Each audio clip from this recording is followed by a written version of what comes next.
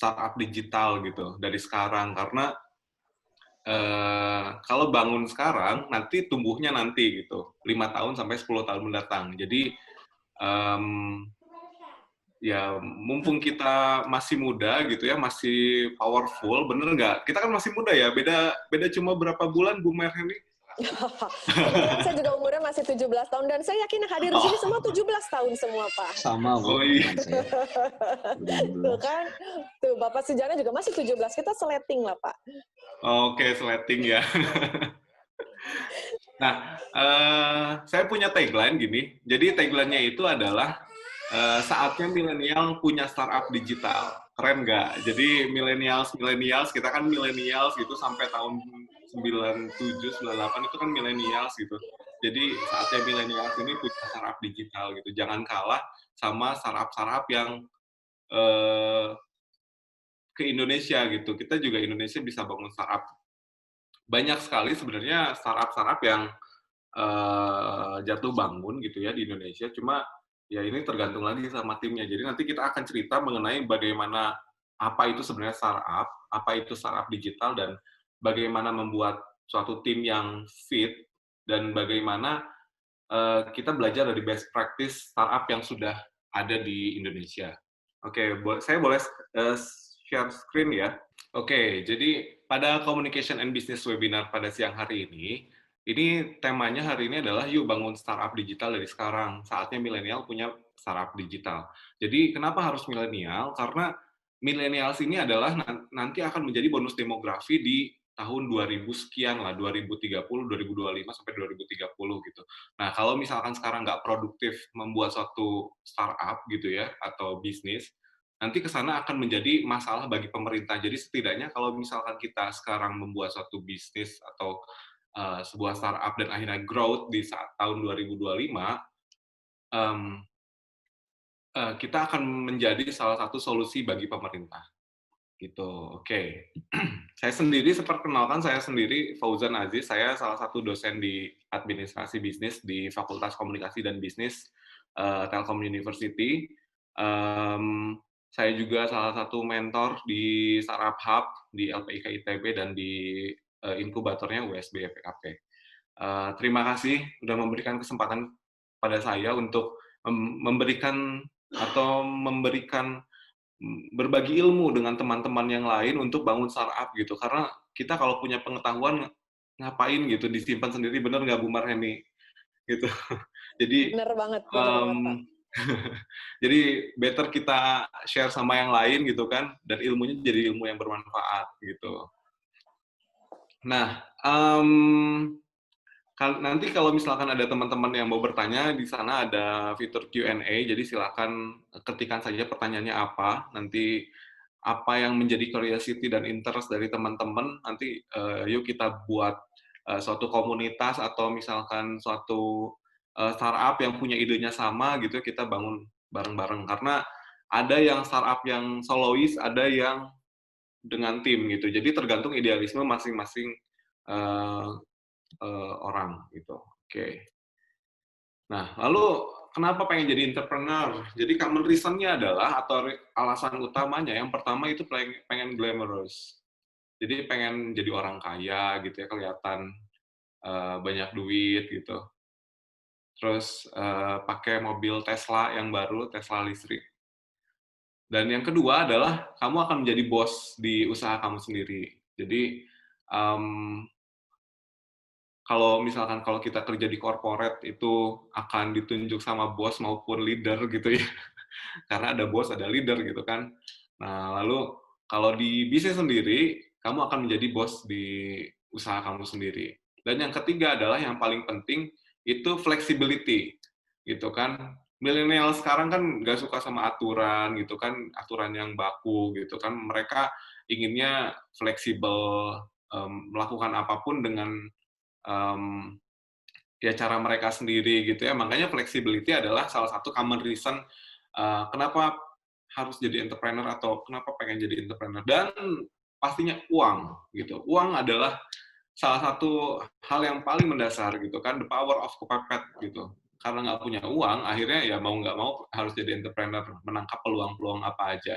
Dan more impact atau impact-impact lain atau dampak lain yang bisa kita rasakan.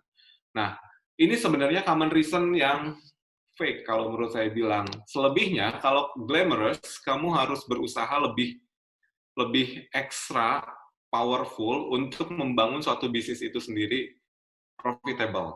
Glamorous, kebayang kan kalau glamorous berarti kamu harus pakai barang branded gitu kan, terus pakai misalkan kalau cewek tuh make up yang branded juga, terus barang-barang branded atau handphone yang terbaru dan sebagainya, which is itu harus profitable gitu. Kalau nggak profitable ya nggak bisa glamorous, bener nggak Bu Marheni? Masih di mute Bu. Iya benar. Aduh, saya suka lupa nih. Iya Pak, betul banget ya. Jadi kalau misalkan glamorous ini kan kita pakai barang branded, pakai barang yang apa namanya itu royal dan sebagainya gitu ya. Terus kalau misalkan startup-nya itu bangkrut kan nggak bisa glamorous, gitu. Makanya common reason-nya adalah glamorous. Kalau kamu pengen hidup branded, pengen hidup banyak uang, fleksibel, dan kamu pengen jadi bos dari bisnis kamu harus jadi entrepreneur dan bikin startup dari sekarang. Gitu. Nah, terus kalau you'll be boss, itu kamu harus mengatur semua tim yang ada di dalam startup. Jadi sebenarnya ini common reason ini adalah kebalikan daripada what's the reality in real life gitu. Jadi you'll be boss, kamu akan mengatur tim kamu gitu, akan mengatur chief of apa namanya itu, chief in finance, chief executive officer dan sebagainya lah gitu. Dan anggota tim di dalamnya gitu kan. Dan flexibility 24 jam kamu harus melayani customer kamu, harus melayani karyawan kamu dan sebagainya. Jadi yang saya bilang tadi dari awal ini adalah sisi positifnya jadi seorang entrepreneur, sisi lainnya saya nggak bilang sisi negatif. Sisi lainnya itu kamu harus extra powerful, kamu harus extra time untuk mengatur suatu bisnis itu sendiri. Dan ya tadi flexibility 24 jam harus handle customer kita, harus handle tim kita, dan more money, more impact gitu, itu kita harus profitable gitu. Harus bisa menghasilkan uang, monetize, traction, dan sebagainya lah. Itu bahasa-bahasa di startup. Gitu, nanti kita akan pelajari. Oke, next. Jadi, mengapa harus startup? Kenapa sih? Startup itu adalah sebuah usaha bisnis rintisan. Jadi, ini dibedakan ya. Startup, UMKM, bisnis usaha industri gitu kan.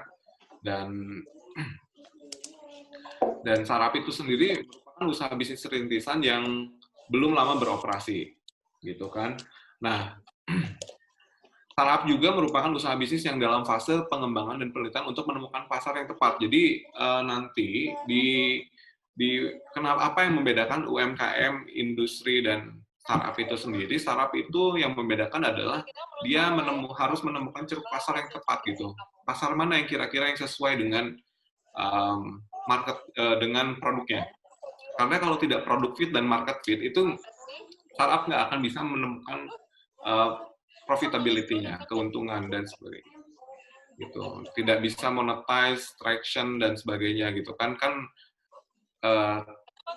udah apa namanya itu? Sekarang udah takes time untuk mengembangkan dan menemukan pasar, market fit dan product fit. Lalu gagal di pasar itu sebenarnya sakit hati banget gitu kan. Jadi nggak apa-apa harus development dan research untuk menemukan produk yang tepat untuk market gitu ya. Nggak apa-apa, itu takes time, nggak apa-apa sih. Karena kalau misalkan terlalu cepat juga itu early dan terlalu prematur untuk menemukan market yang fit. Dan kalau tadi tentang startup, sekarang startup digital. Jadi kalau startup digital, kenapa harus startup digital? Karena teknologi berkembang dari masa ke masa ya, gitu kan.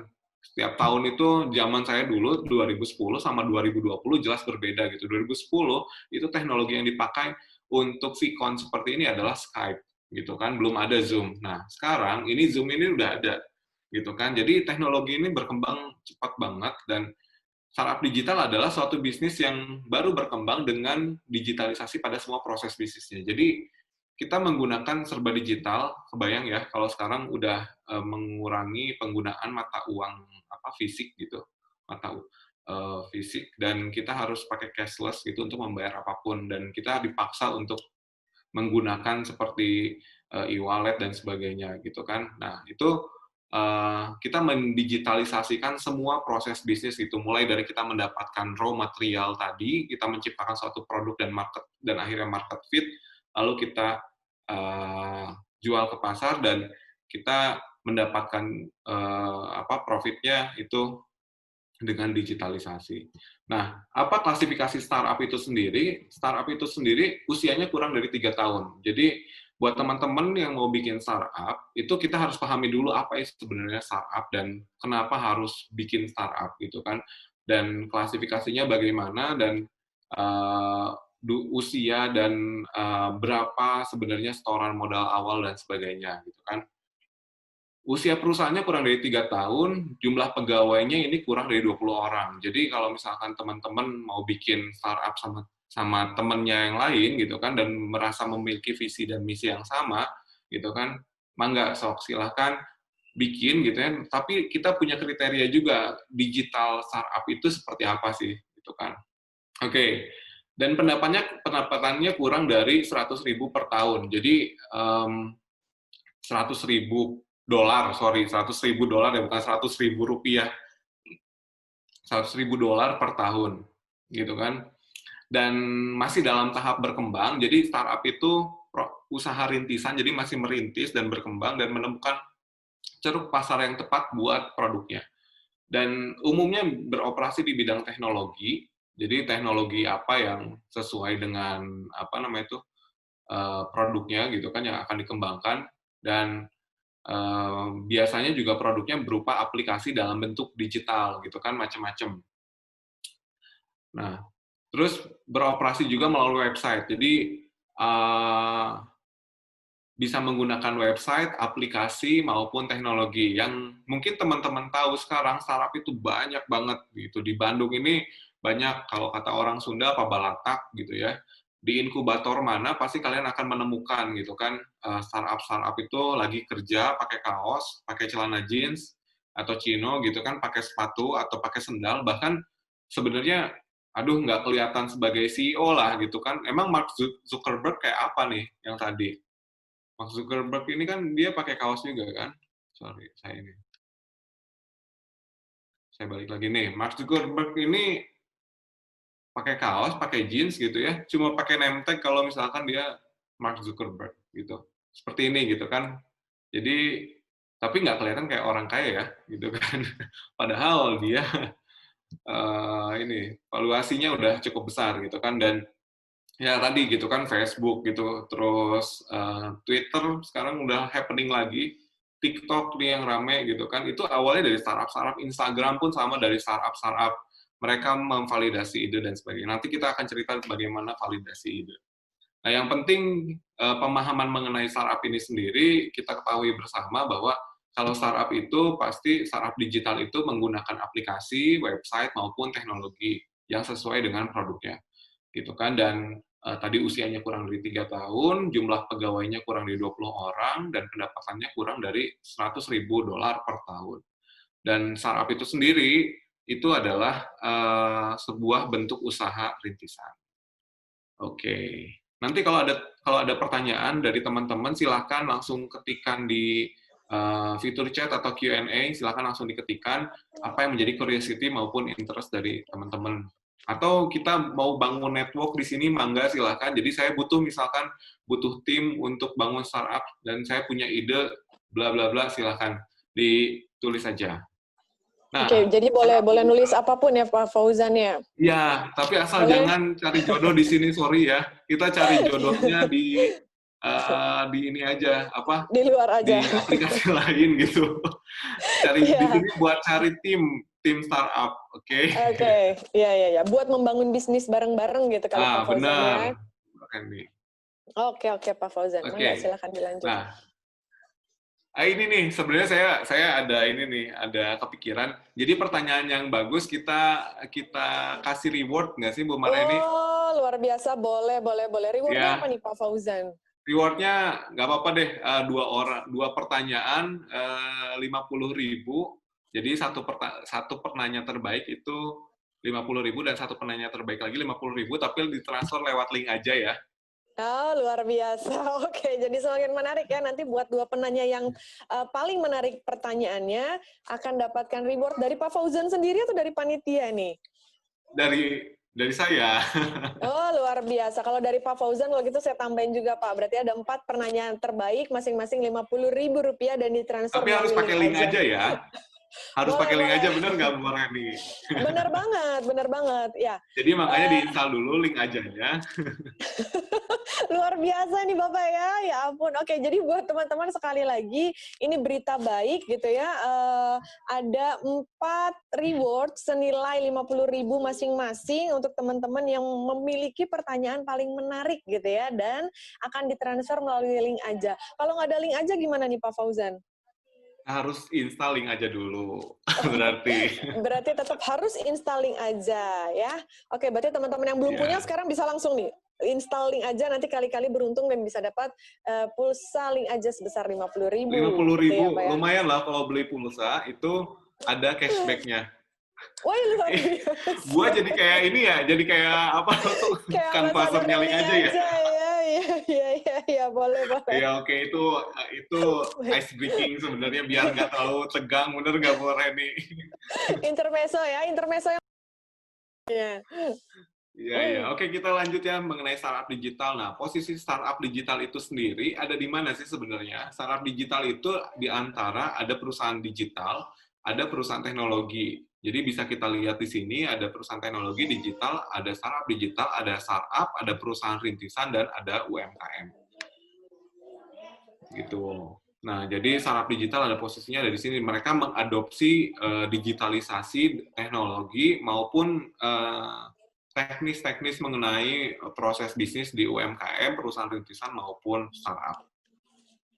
Gitu. Oke, nah ini adalah lalu bagaimana kira-kira kita membangun tim yang perfect gitu untuk sebuah startup digital. Jadi the perfect team ini sudah diujikan gitu kan. Ada 3 triangle of startup team. Jadi ada hacker, hipster, dan ada hustler, gitu kan. Hacker itu apa? Hacker itu adalah programmer. Kalau bahasa sederhananya adalah programmer. Bagaimana mereka membuild atau membangun sebuah produk tentunya produk digital ya.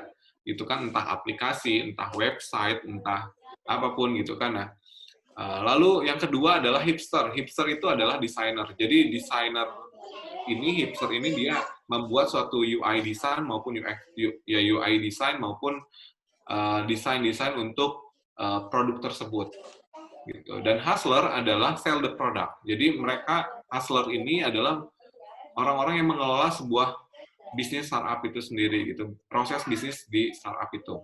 Jadi triangle of founder startup ini at least minimalnya harus ada gitu kan. Jadi harus ada hacker, harus ada hipster maupun harus ada hustler. Jadi hacker ini adalah programmernya itu sendiri, hipsternya itu adalah orang yang mendesain gitu kan dari produknya gitu ya.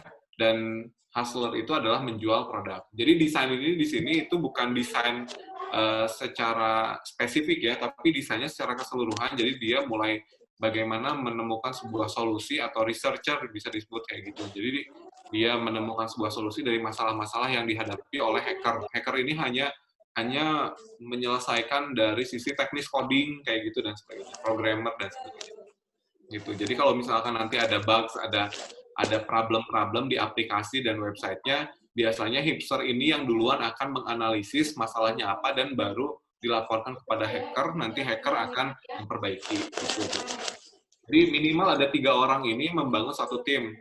Lalu, Kak, gimana kalau misalkan ternyata kita cuma punya hustler dan kita punya hacker? ini problems yang sering kita hadapi di startup ya. Jadi pincang gitu. Kita cuma punya dua apa ya namanya? Dua orang gitu kan, hacker sama hustler. Nah, hipsternya gimana? Bisa kita outsource biasanya. Biasanya yang paling penting adalah hacker dan hustler. Jadi bagaimana membuat suatu produk, tiganya ini penting gitu. Cuma at least ada hacker maupun hustler. Kalau misalkan hipsternya nggak ada, biasanya kita outsource atau cari orang yang bisa part time dengan kita gitu kan. Jadi kita mengalihdayakan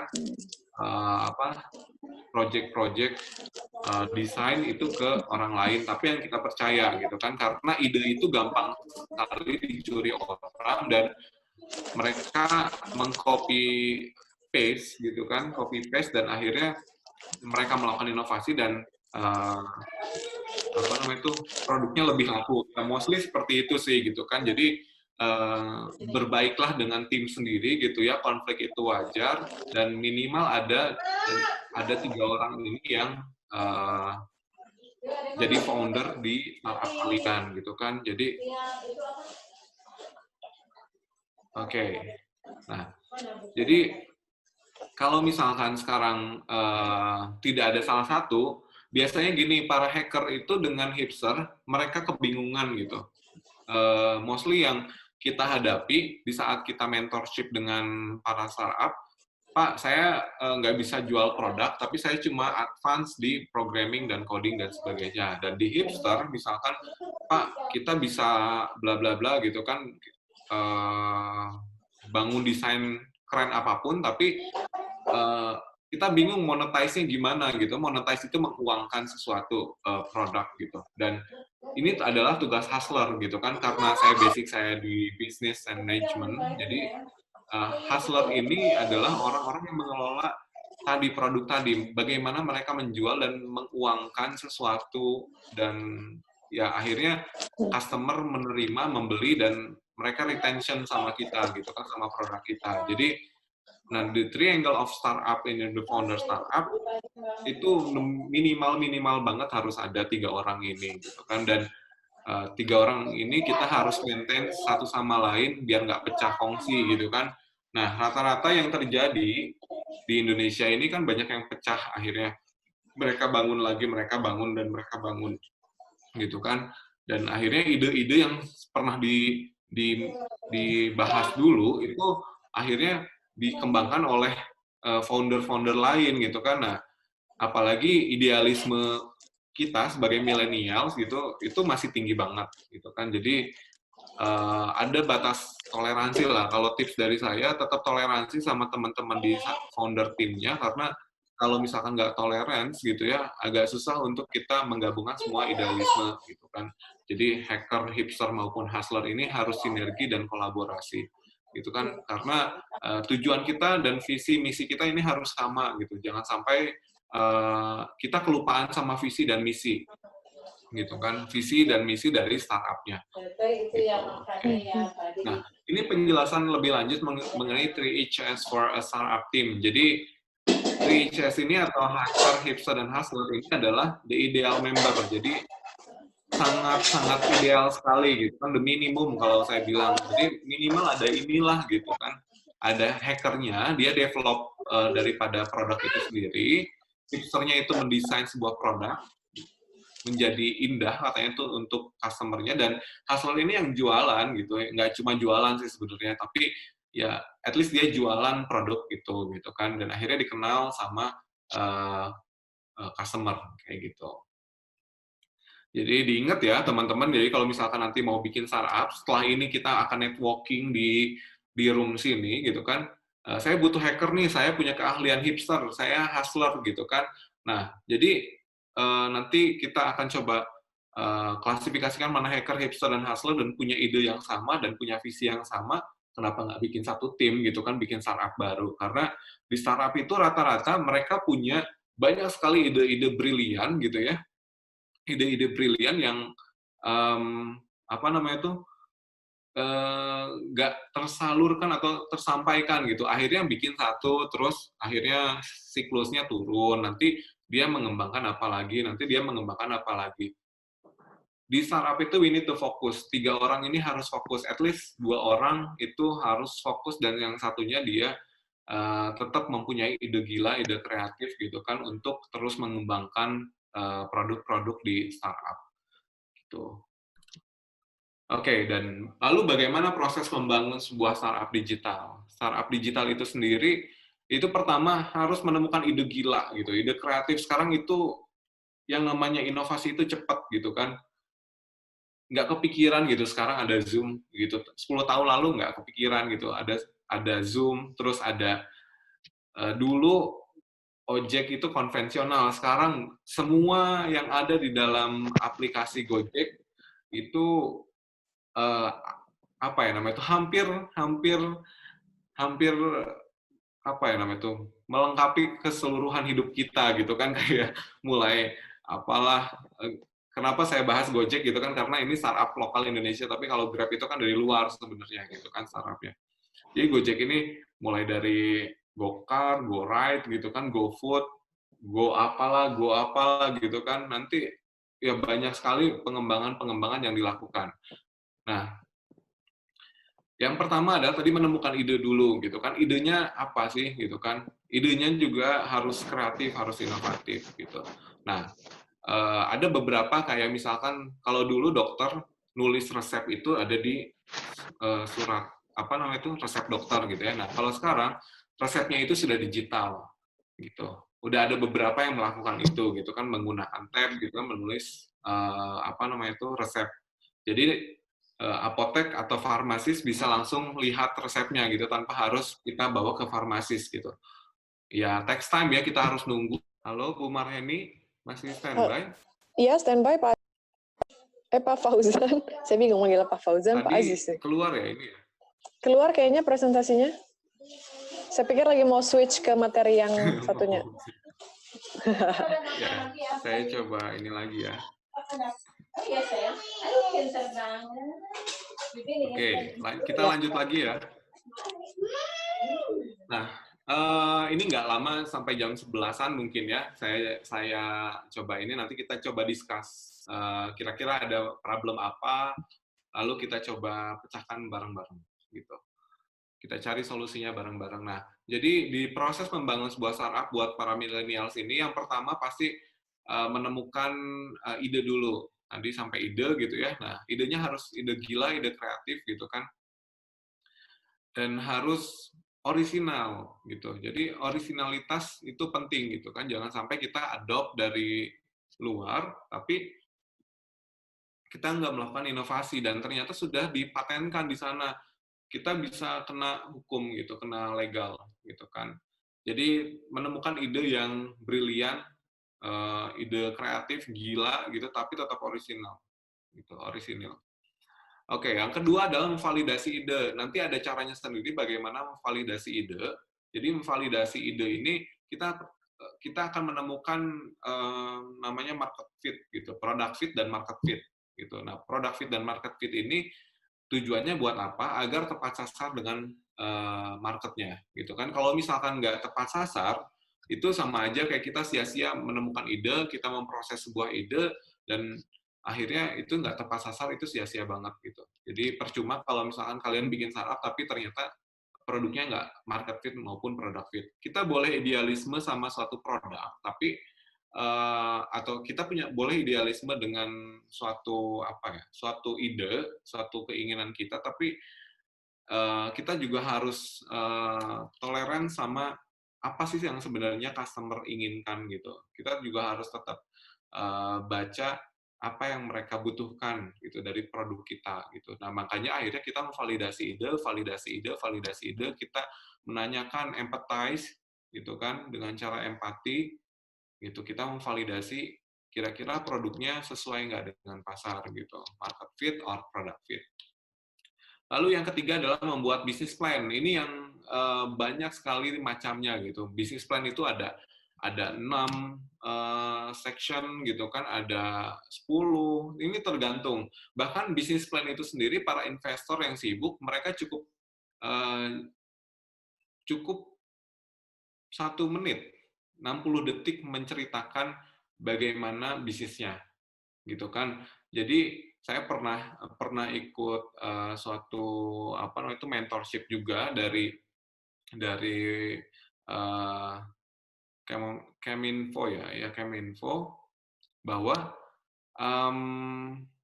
dalam dalam apa ya namanya tuh investor itu waktunya nggak banyak, jadi di saat mereka mereka apa namanya mereka menerima kita untuk pitching atau bukan pitching ya, ingin mendengarkan ide kita, mereka nggak punya waktu banyak gitu.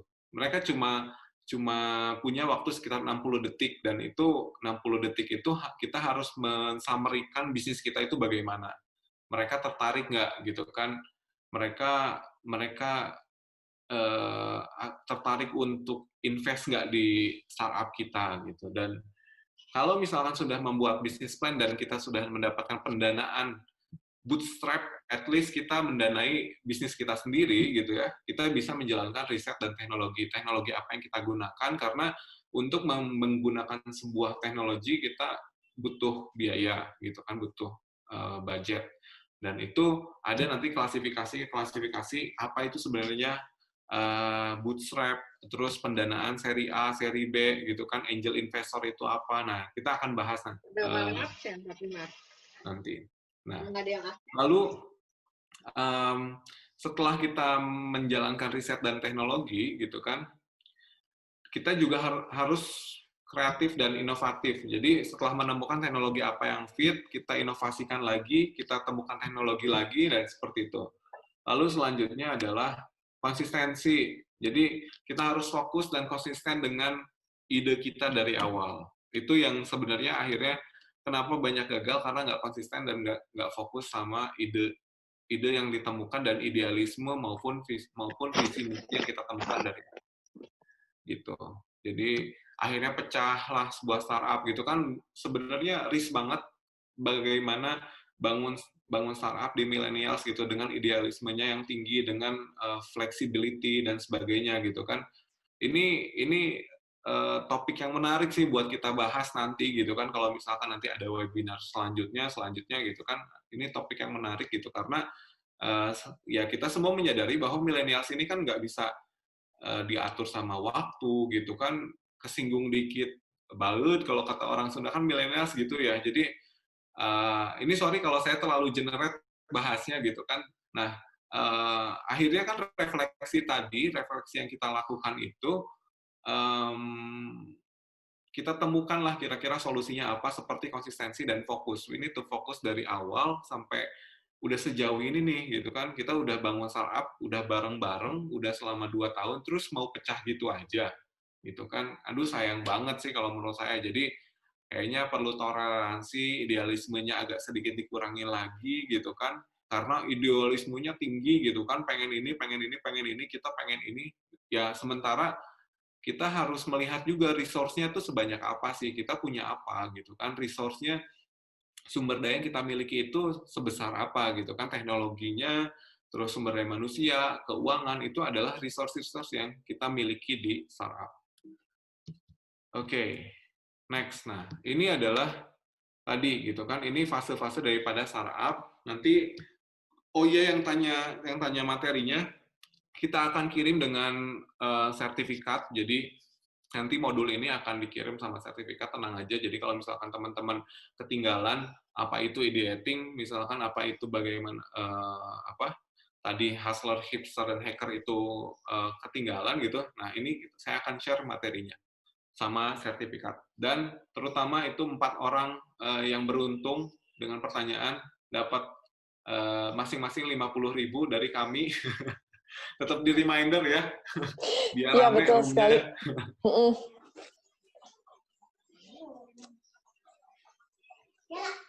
Ya, oke.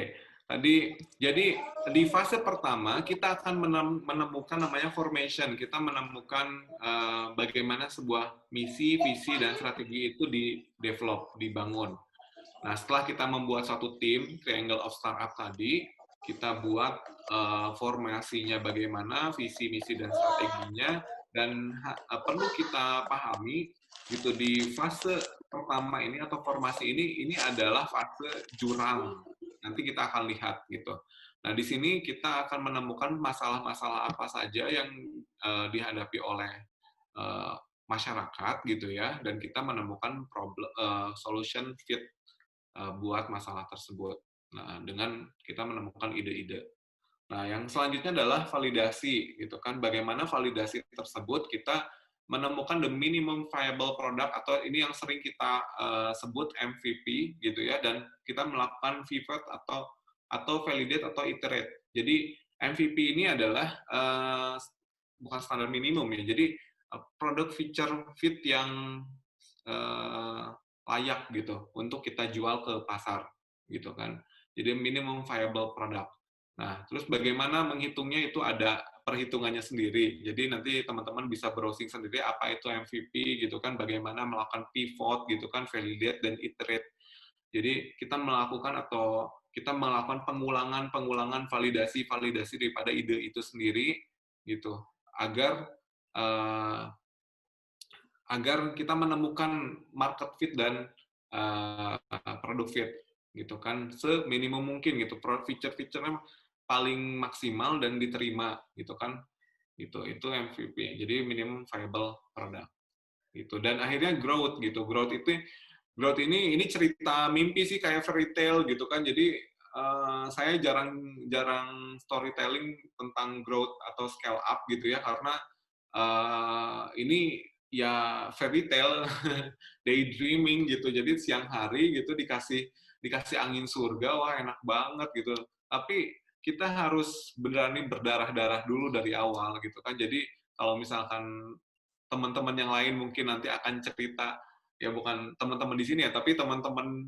saya yang lain mungkin akan cerita bagaimana growth itu manis, tapi kita harus tahu dulu pahitnya apa dari awal gitu. Bagaimana kita pecah kongsi dengan teman-teman kita gitu kan, bagaimana ide kita dicuri sama orang lain dan bagaimana kita tetap survive gitu. Karena yang paling penting dalam bisnis adalah sustainability gitu atau keberlangsungan jangka panjang atau survive gitu.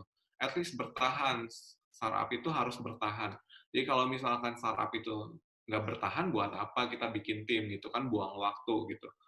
Nah, lalu jadi komitmen juga penting. Jadi komitmen pada saat dari awal itu bangun startup ini mau kayak gimana? Karena setelah kita menemukan MVP (minimum viable product), produk itu akan dijual ke pasar dan pasar itu ingin tahu bagaimana produk ini legal gitu. Jadi kalau misalkan kita lepas sebuah apps ke App Store maupun ke Play Store gitu kan. Nah, kita harus punya legal aspek dari startup kita dan itu dituangkan ke dalam komitmen founder. Jadi komitmen foundernya seperti apa gitu kan? Komitmen foundernya itu macam-macam gitu kan. Mau dibikin CV mangga, mau dibikin PT sekalian silahkan. Tapi rata-rata sih pada bikin CV ya. Jadi CV-nya kecil-kecilan aja gitu kan. CV kan murah ya di notaris ya. Ada yang 3 juta, ada yang 4 juta, tergantung daripada kriterianya sendiri gimana. Nah, jadi komitmen daripada founders-nya ini yang akhirnya mempersatukan kita gitu kan sebagai sebuah tim gitu kan. Jadi banyak problem karena nggak punya komitmen daripada founders akhirnya cabut gitu aja gitu kan dan akhirnya pecah gitu kan idenya diambil sakit hati gitu kan bikin yang baru aduh terpuruknya lama gitu kan wah itu sebenarnya ya inilah yang realita di lapangan gitu. Realita di startup itu seperti itu gitu kan. Kita mau validasi ide tiba-tiba dicuri gitu kan. Kayak gitu. Nah, lalu nah ini siklus hidup startup digital. Jadi yang pertama adalah kita mencari daripada problem solution fit gitu. Nah, kita MVP minimum viable product, kita tentukan produk market fit-nya seperti apa. Lalu setelah market fit kita optimize gitu kan, kita kita sesuaikan dengan channel product fit-nya, sesuaikan dengan medianya seperti apa dan maturity gitu. Nah, lalu ini dia level-level valuasi. Nah, valuasi itu yang sering kita dengar gitu di media gitu ya, maupun yang sering kita baca juga, valuasi itu apa sih sebenarnya? Valuasi itu sederhananya adalah profitability. Jadi keuntungan gitu. Kalau misalkan mau melihat valuation itu tinggal lihat aja keuntungannya berapa.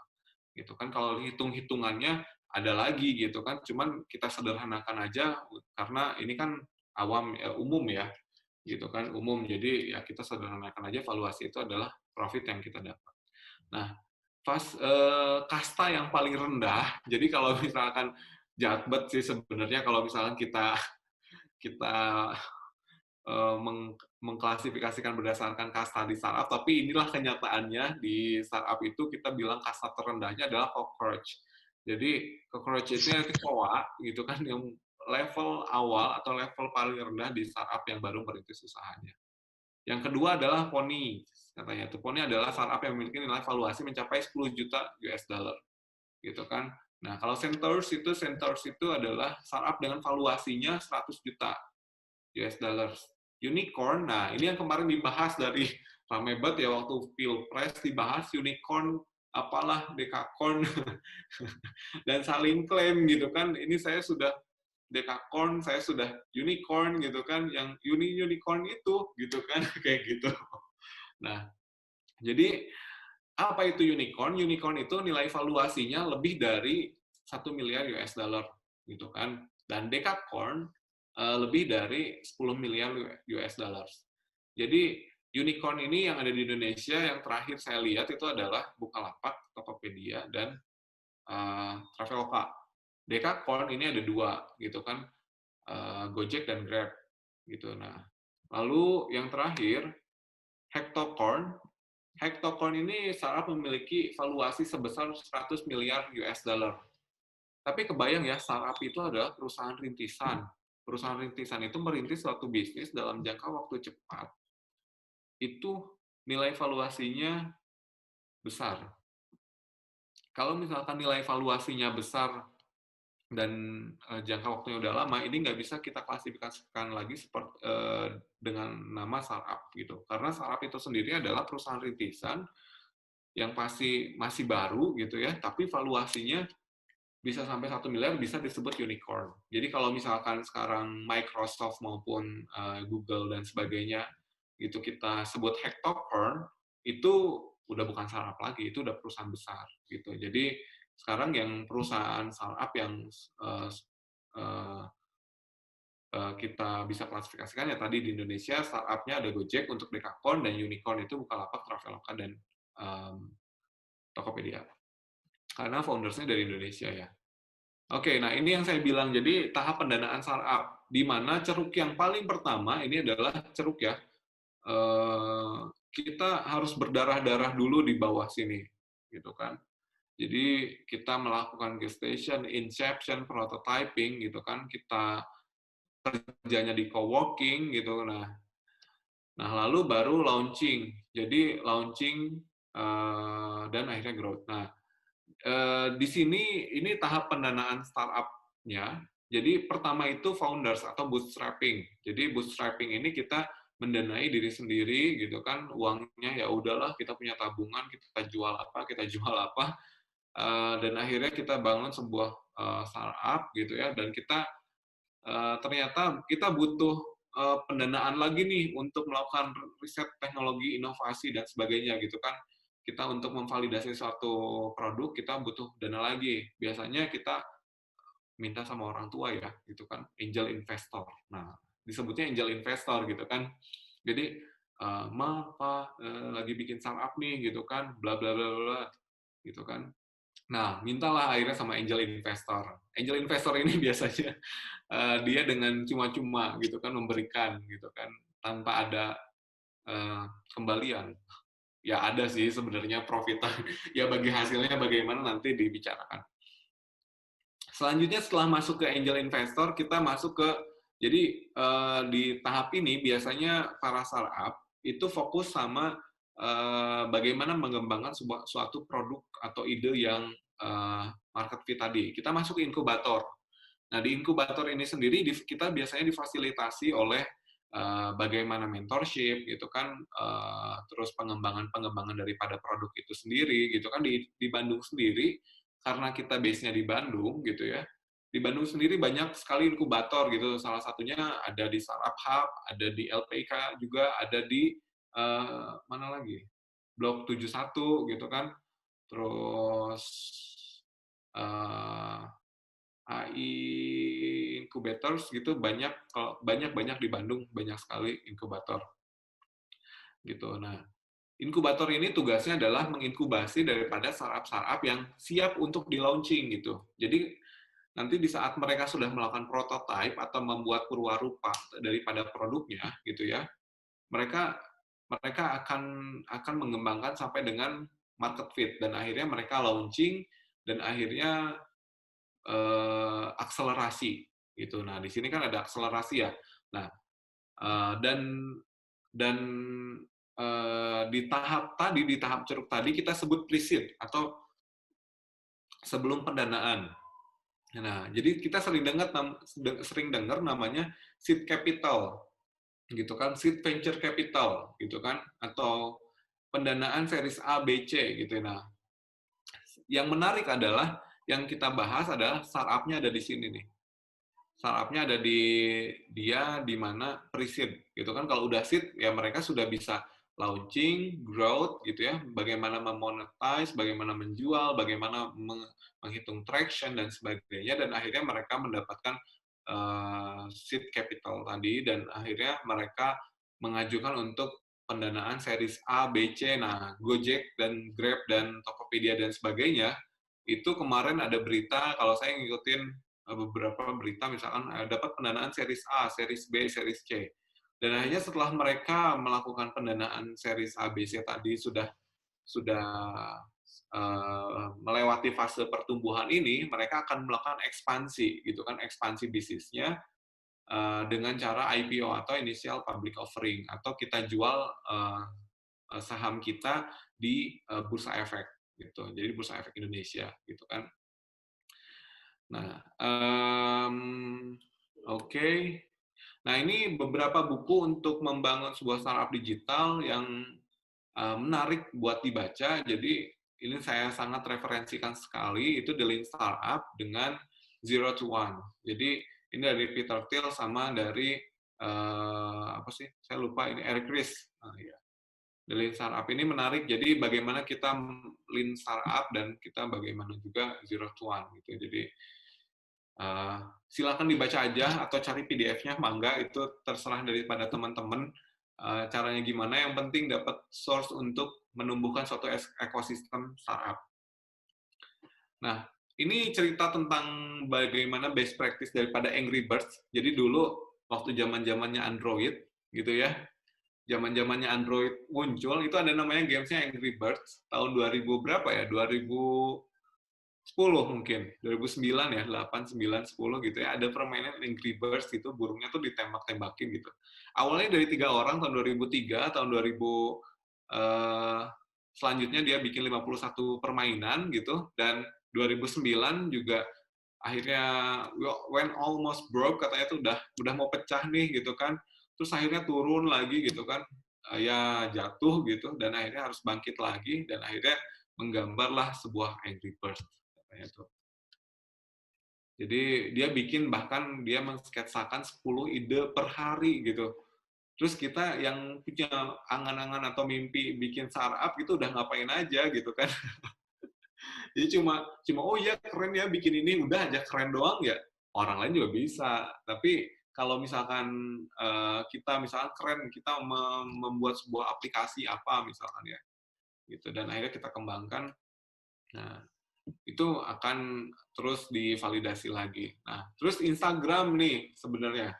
Instagram tuh kenapa sih kok tiba-tiba ada Instagram gitu ya?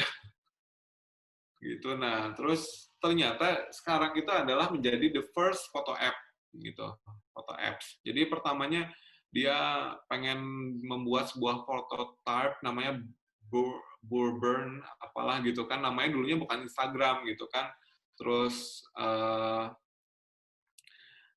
habis itu dia melakukan prototyping, dia membutuhkan funding gitu kan, dapat 500 500.000 gitu kan, dapat co-founder gitu. Ini ceritanya bisa nanti dibaca aja sama teman-teman. Dan logo Instagram ini kan berkembang terus ya, dulu gambarnya seperti apa, sekarang sampai akhirnya bagaimana, dan feature-feature berkembang karena mereka menyesuaikan dengan market fit gitu. Marketnya tuh melaporkan adanya bugs, adanya kurang menariknya user interface, bosan dan sebagainya. Nah, terus ini buat teman-teman yang profesional, bagaimana ini Instagram dimulai? LinkedIn, gitu kan, LinkedIn. Biasanya teman-teman ini pakai LinkedIn juga ya, gitu untuk network profesionalnya. Jadi dia menjual pertamanya, Hoffman ini dia menjual katanya itu PayPal to eBay dulu 2002. Dan akhirnya sekarang dia membuat suatu platform gitu ya, dan dia mendapatkan pendanaan juga begitu. Dan sekarang ini bikin suatu platform profesional namanya LinkedIn, dan dia punya 500 pekerja. Nah, LinkedIn sendiri bagaimana memonetize suatu bisnisnya, itu salah satunya adalah, atau startup-nya tadi, subscription. Pakai subscription, ada advertising sales maupun talent solution. Jadi yang teman-teman mungkin pakai LinkedIn ada premium warna gold-nya, nah itu biasanya berbayar. Disitulah LinkedIn mendapatkan uang. Oke, mungkin sekian dari saya. Saya senang banget udah share materi startup ini gitu ya, bagaimana bangun startup dari sekarang, dan saatnya millennials ini punya startup digital gitu kan. Saya senang banget share sama teman-teman semua. Mudah-mudahan ilmunya bermanfaat. Jangan lupa buat teman-teman yang masih SMA gitu kan, ada lebih dari 30 orang membangun masa depan sama kita gitu ya. Kini giliran kalian bangun cita-cita, dan kita bikin startup di sini, kita inkubasi di Telkom University. Ketik smb.telkomuniversity.ac.id atau follow aja Instagram kita di SMB Telkom gitu ya. Kita juga menempati peringkat 1 perguruan tinggi swasta terbaik di Indonesia. Mungkin itu dari saya. Terima kasih Bu Marheni atas kesempatannya. Mungkin ada pertanyaan dari teman-teman sekalian. Ya, baik. Ini menarik sekali ya ternyata ya. Jadi startup itu tidak sesederhana yang kita bayangkan gitu ya. Dan kita sudah mendapatkan banyak penanya ini Pak Fauzan. Mungkin pertanyaan pertama banyak sekali ini. Jadi memang antusias dari teman-teman untuk mengetahui startup itu seperti apa, bagaimana membangun startup dan lain sebagainya, luar biasa. Ini coba saya bacakan salah satu pertanyaannya.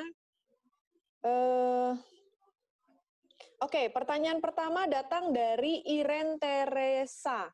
Apa saja spek yang harus dimiliki oleh hacker, hipster, dan hustler dalam membangun startup? Bagaimana jika hacker dan hipster masih mahasiswa dan ilmunya masih nggak jago? Apakah startup ini bisa tetap dijalankan? Oke, itu pertanyaan pertama, Pak Fauzan. Langsung dijawab aja ya. Langsung jadi ini dari Teh dong. Iren, alumni kalau nggak salah, alumni STMB. Oh gitu. Tadi kita chat-chatan di grup gitu, ternyata nanya juga Teh Iren. Nah, jadi gini, yang pertama itu be brave to build a startup. Jadi yang penting itu berani untuk bangun startup. Jadi jangan sampai keberanian kita itu dipatahkan oleh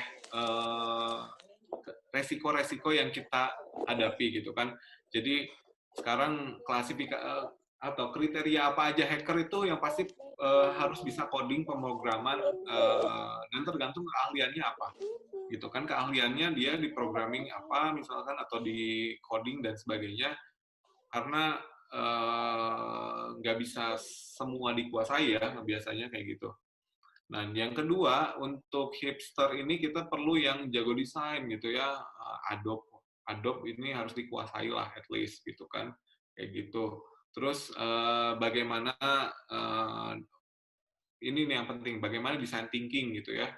Nah, design thinking ini biasanya hipster yang akan running, akan bekerja. Terus kalau hustler jelas gitu kan. Hustler dia harus pandai mengelola suatu bisnis gitu kan. Ya belajar dari pengalaman, atau udah pernah sekolah bisnis gitu ya. Dan kita juga ada di Prodi Adbis di Fakultas Komunikasi dan Bisnis, itu kita belajar how to develop a startup gitu. Kayak gitu. Lalu apalagi pertanyaannya Bu Merhemi?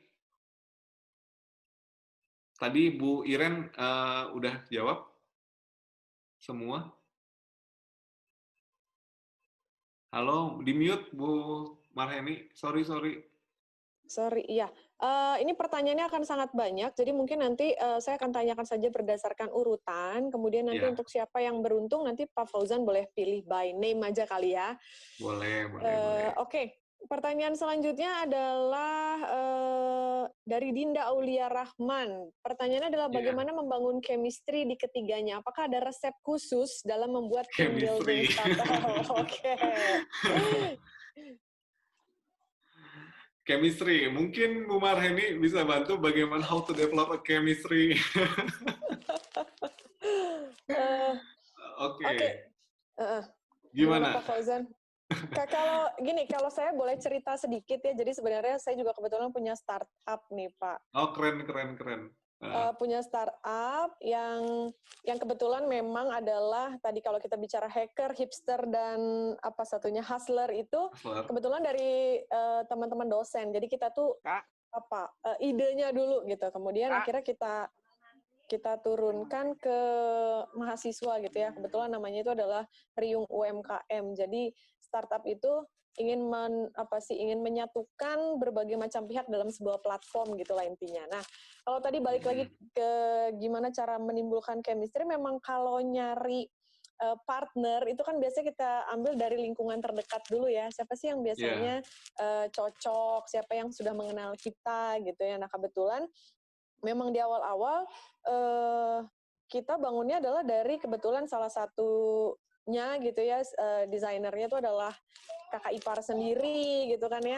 Jadi memang awalnya itu benar-benar adalah kelompok kecil dari lingkungan terdekat gitu. Nah, dan sebenarnya paling penting ketika menumbuhkan chemistry adalah kita punya visi yang sama sih kalau menurut aku Pak Fauzan. Jadi kita punya tujuan yang sama dalam mengembangkan ya. startup ini, siapapun orangnya gitu ya. Nah, mungkin Pak Fauzan bisa lebih banyak cerita, karena memang bermainnya di banyak startup. Kalau saya kebetulan baru satu gitu. Ya, jadi gini, yang pasti sih kita punya visi misi yang sama gitu kan. Visi misi yang sama, kita punya goals yang sama gitu ya. Biasanya ekosistemnya harus kita bangun. Kalau teman-teman ingin punya startup, main-main ke coworking space gitu kan, sering ngobrol di coworking space, ngopi gitu ya. Ngopinya juga ngopi berfaedah ya, jangan yang unfaedah gitu. Jadi nggak bermanfaat juga gitu kan. Jadi nanti teman-teman datang ke coworking space gitu ya, terus coworking space itu biasanya banyak juga hipster sama hacker yang lagi kerja di sana gitu ya, maupun di inkubator-inkubator. Biasanya di inkubator juga banyak juga ya teman-teman startup yang kerja di sana gitu kan. Alasannya apa? Karena kalau kerja di rumah itu nggak dapat gitu, nggak sense buat kerjanya nggak dapat. Tapi akhirnya kita dipaksa WFH ya Bu Mereni karena corona ini gitu kan. Akhirnya kerja mah tetap Benar-benar. kerja aja, jadi nggak ada ini. Yang pasti sih untuk bangun chemistry tadi harus dibuat ekosistemnya, harus punya dulu visi misi yang sama maupun ide yang sama gitu kan. Jadi kegilaannya harus satu frekuensi lah. Kalau misalnya nggak satu frekuensi, kayaknya mau nyambung oge gitunya nggak akan nyambung gitu. Jadi bagaimana membangun suatu ekosistem, ya datang ke inkubator, datang main-main di inkubator gitu ya. Lebih bagus lagi kalau misalkan teman-teman di sini menajamkan kembali keahliannya apa. Misalkan keahliannya adalah di hustler, gitu kan, mengelola bisnis. Ya udah, gitu. Gimana menjadi hustler yang oke nih, yang kece gitu kan, untuk memvalidasi ide, validasi market fit gitu kan. Karena kita butuh untuk memvalidasi market fit tadi gitu kan. Dan akhirnya bisa diterima di pasar itu bagaimana gitu kan. Nah, itu adalah tugasnya hustler. Jadi kita pertajam tadi gitu. Apa namanya itu keahlian kita, dan akhirnya kita masuk ke ekosistem tadi, dan akhirnya kita bisa menemukan chemistry. Nanti akan bangun sendiri kok gitu di sana, di coworking tadi, di coworking space itu, maupun di inkubator gitu. Oke, jadi rumus sederhana. Mainnya harus jauh, jadi biar biar idenya tetap kreatif, tetap gila Benar-benar gitu ya, ya. dan bisa, yang pasti bisa diimplementasikan sih. Ya, jadi memang nggak boleh diam di rumah doang kali ya. Iya. Harus bisa Tapi kalau menjelajah. sekarang harus stay at home gitu. Kalau sekarang tetap stay at home, I stay home for buat buat teman-teman tenaga medis medis di ya, iya. sana. Iya, jadi memang harus lebih banyak explore gitu ya. Mungkin kalau sekarang hangout-nya nggak harus hangout ketemu, juga bisa by video call gitu ya, Iya, by benar. Zoom, Meet, dan lain sebagainya. Kita punya banyak media sebenarnya yang digunakan. Nah, selanjutnya ini ada pertanyaan dari Ahmad Zainuddin. Apakah startup digital menjadi solusi bagi permasalahan menjadi solusi dari masalah market yang ada, terutama bagi pemuda milenial? Oke, gimana Pemuda nih, Pak milenials. Fauzan? Kalau saya Pemda sih Bu Marheni, Apa pemuda itu? dangdut, bukan ya? Ya ice breaking Oke. dulu lah. Kita perlu ini nih, narik nafas dulu dikit nih. Jadi Oke. tadi apa ya? Gue jadi lupa nih. Apakah startup digital itu menjadi solusi buat masalah yang ada di Solusi, market ya gitu ya? jelas. Tadi ada yang nanya juga. Jadi solusinya kira-kira 5 tahun ke depan gimana? Ya jelas gitu kan, 5 tahun ke depan ini perkembangan teknologi ini pasti akan semakin cepat ya, gitu kan, akan semakin cepat. Nah, terus kalau misalkan sekarang kita ketinggalan, kita nggak bisa nyesuaiin gitu sama teknologi yang ada. Contohnya Zoom gitu kan, tadinya nggak pakai Zoom, akhirnya pakai Zoom gitu kan. Dan kita dipaksa untuk belajar pakai Zoom itu gimana gitu kan. Dan akhirnya di Zoom itu sendiri kita belajar bagaimana menjadi host, bagaimana menjadi co-host gitu kan, dan seperti itu. Jadi teknologi itu berkembang cepat dan kita harus tetap mengikuti. Dan jadi terus bagaimana apakah tadi startup digital tadi menjadi solusi? Jelas menjadi solusi nanti gitu kan. Karena kita impact-nya daripada membangun sebuah wirausaha itu adalah membuka lapangan pekerjaan gitu kan, di mana sekarang kebayang ya gitu kan, yang tadinya biasa bekerja gitu, terus ada yang beberapa mungkin dirumahkan, ada yang beberapa mungkin akhirnya di PHK gitu, dan akhirnya ada yang bekerjanya shift gitu ya, 3 hari masuk, 2 hari libur dan sebagainya. Jadi kalau kalian bangun startup gitu ya, at least kalian sudah mengantisipasi masa depan kalian dengan backup plan gitu. Betul, Dan betul banget. ya gitu sih kalau menurut saya. Jadi solusi jelas banget, itu solusi banget Mbak. Iya, iya. Justru kenapa sekarang gencar-gencarnya entrepreneurship startup itu justru kita pengen membuat solusi-solusi gitu ya, tidak hanya Nah, di masa ini benar. tapi juga di masa yang akan datang gitu. Jadi Ya, ini tahun sangat kemarin tepat itu banget, ada Kak. namanya dari pemerintah menggalakkan 1.000 startup digital.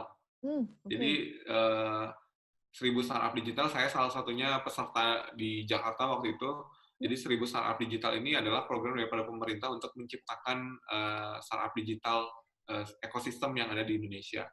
Oh, Gitu. oke. Yang itu bukan si Pak Fauzan yang 1.000 pengusaha itu ya? Ya, ya itu Yang 1.000 startup diinisiasi digital. oleh Kementerian apa ya, saya lupa. Keminfo, ya. Keminfo ya, Keminfo betul itu. ya. Oh, Ya, salah satu Keminfo. pesertanya adalah Pak Fauzan, luar biasa. Iya, Iya, ikutan kita mah bangun iya. ekosistem, karena kalau misalnya pecah kongsi kita punya backup gitu, tim Ah, iya. lain. Nah, itu benar juga ya. Jadi memang networking itu Gitu. jangan sampai putus, harus bisa membina banyak hubungan dengan Hubungan banyak baik. orang gitu. Sehingga kalau ada satu hilang ya dua tumbuh gitu ya. Satu hilang tiga tumbuh dan seterusnya. Iya, gitu kan. Jadi waktu itu saya ikutan mentorship juga. Jadi di saat gini, siapa yang keahliannya hustler kata itu, siapa yang hipster, siapa Oke. yang hacker, gitu kan. Jadi di situ kita dipaksa untuk membuat suatu ide baru, lalu dikelompokkan dengan orang yang kita nggak tahu siapa Nggak sebenarnya, tahu tapi dia siapa. punya keahlian the triangle of perfect team tadi, gitu kan. Ada hackernya, ada hipsternya, ada hustlernya gitu. Hacker, hipster, dan hustler gitu kan. Kita dipaksa satu tim baru dan kita menciptakan ide gitu. Di situ keren kan gitu kan. Iya, Saya juga, iya, iya, lu iya. siapa? Gue nggak kenal, tapi kita bisa kita Harus bisa kerja punya sama gitu chemistry yang ya. sama gitu. Betul, betul. Punya punya visi yang sama gitu kan. Kita punya goals yang sama. Kita bangun startup untuk dan startup kita itu harus sustain gitu. 5 sampai 10 tahun mendatang gitu kan. Dan yang jelas kalau sustain itu harus profitable. Gitu. Kalau profitable berarti jualannya harus kenceng dong, bener nggak? Iya, iya, iya, Gitu. iya, iya, iya, betul. Karena mau sebagus apapun startup, kalau produknya tidak bisa diuangkan, ya sama aja bohong gitu Pak Ah, Fauzan ya. Jadi dan memang, ini sih Bu, sebenarnya jadi gini, Di startup itu ada yang produknya dijual, ada yang bagaimana kita memonetize gitu. Jadi Hmm. memonetize itu misalkan contohnya gini, kita punya apps, kita punya website, bagaimana memonetize apps itu atau website itu tanpa kita harus jualan atau subscription gitu kan. Salah satunya misalkan kita pakai iklan, ads gitu kan, kita pakai registration member atau apapun lah gitu kan. Ya banyak sekali monetize yang bisa kita lakukan daripada produk gitu. Gitu. Iya, iya, iya, betul banget ya. Jadi memang yang dijual tidak hanya berupa produk gitu ya, tapi bisa macam-macam ya, dan Tergantung lain ide kita sebagainya. gitu. Betul, betul. Kegilaan kita mau sampai mana gitu kan.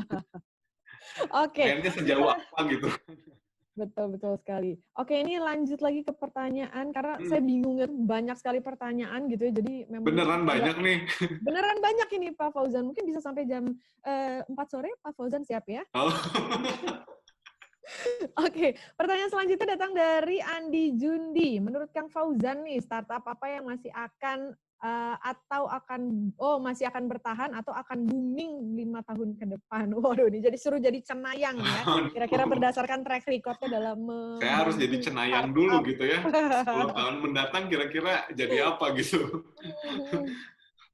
Jadi coba mungkin gini ya, untuk menentukan sesuatu kita harus coba cari informasi, laporan-laporan dari pemerintah.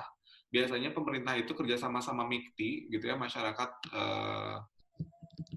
saya lupa MIKTI, coba nanti teman-teman cari MIKTI, gitu kan, cari inkubator-inkubator yang seperti Telkom BDV, gitu kan, terus uh, inkubator yang mengeluarkan informasi-informasi mengenai startup-startup yang dibina oleh inkubator tersebut. Nah, uh, dari data MIKTI yang saya baca, laporan MIKTI itu startup digital yang akan masih terus gitu kan, karena contohnya seperti apps ini ya delivery gitu ya, delivery atau ya produk-produk digital lain lah, website dan sebagainya itu masih akan dipakai gitu, karena kebayang yang tadinya nggak ada corona sekarang jadi ada corona, kita harus stay at home, kita harus terbiasa dengan semua aplikasi dan kita harus terbiasa dengan interaksi dengan teknologi gitu ya, dan akhirnya banyak dikembangkan startup baru dan mengeluarkan teknologi baru gitu. Sorry, bukan teknologi, produk baru dari startup itu. Dan untuk 5 tahun mendatang mungkin ya startup digital sih yang masih seksi ya gitu untuk running. Kalau menurut Bu Marheni kira-kira gimana? Startup apa Waduh, ya? kalau sekarang sih memang karena gaung-gaungnya adalah digital, pasti kayaknya semua harus berbasis digital sih. Saya beberapa kali ikut misalnya lomba startup dan lain sebagainya itu jarang sih yang nggak ada kata digitalnya atau Iya. misalnya basic proses bisnisnya itu kaitannya dengan digital. Jadi memang sangat sangat sudah sangat booming kata digital itu, sehingga pasti akan nyangkut kemana aja. Gitu. Oke, selanjutnya ini Pak Fauzan jangan lupa untuk mencatat ya pertanyaan mana yang menarik dan nanti akan beruntung mendapatkan link aja sebesar 50.000 masing-masing. Oke, selanjutnya dari Mahesa Diva. Tahapan mana dalam membangun startup yang sering membuat orang-orang putus semangat? Waduh, ini fokus ke putus semangatnya mungkin biar dia jadi Putus bisa lebih semangat. termotivasi gitu ya. Belum pacaran udah minta putus duluan gitu ya. Nah, Bener itu nggak? dia. Antisipasi kayaknya ini Pak Fauzan. Antisipasi ya, takut diputusin duluan. Mending gue yang mutusin ya gitu. Iya, iya gitu. Karena biasanya yang diputusin itu yang sakit hati gitu Nah, kan. Yang betul. Ini mutusin udah mah enggak. siap-siap ya.